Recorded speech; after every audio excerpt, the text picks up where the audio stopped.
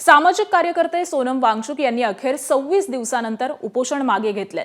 केंद्रीय मंत्री जे.पी. नड्डा आणि जितेंद्र सिंह यांच्या उपस्थितीमध्ये रुग्णालयात उपोषण मागे घेतलंय। सरकारकडून मागण्यांसंदर्भामध्ये आश्वासन मिळाल्यानंतर उपोषण सोडण्याचा निर्णय घेतल्याची सोनम वांगचुक यांनी एक्स पोस्ट केली आहे।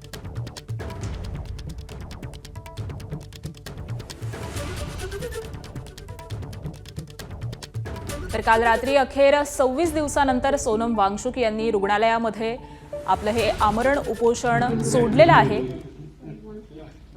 मंत्री जे.पी. नड्डा यांच्या उपस्थितीमध्ये त्यांनी हे उपोषण मागे घेतलंय।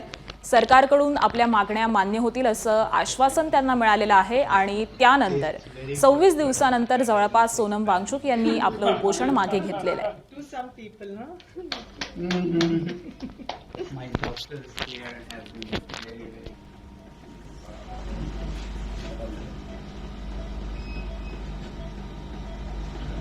Hunger tastes better.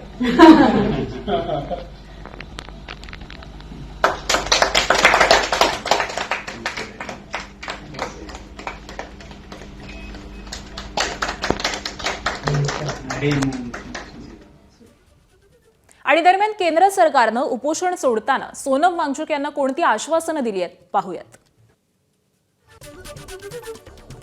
तर पहिलं आश्वासन आहे, शांततेत आंदोलन करणाऱ्या विद्यार्थ्यांवर गुन्हा दाखल करणार नाही। संसदेत पेपर फुटीवर चर्चेस तयार असं देखील आश्वासन सरकारकडून देण्यात आलंय। तिसरं आश्वासन आहे, आत्महत्या केलेल्या विद्यार्थ्यांच्या वारसांना मदत करणार। एबीपी माझा, उघडा डोळे बघा नीट।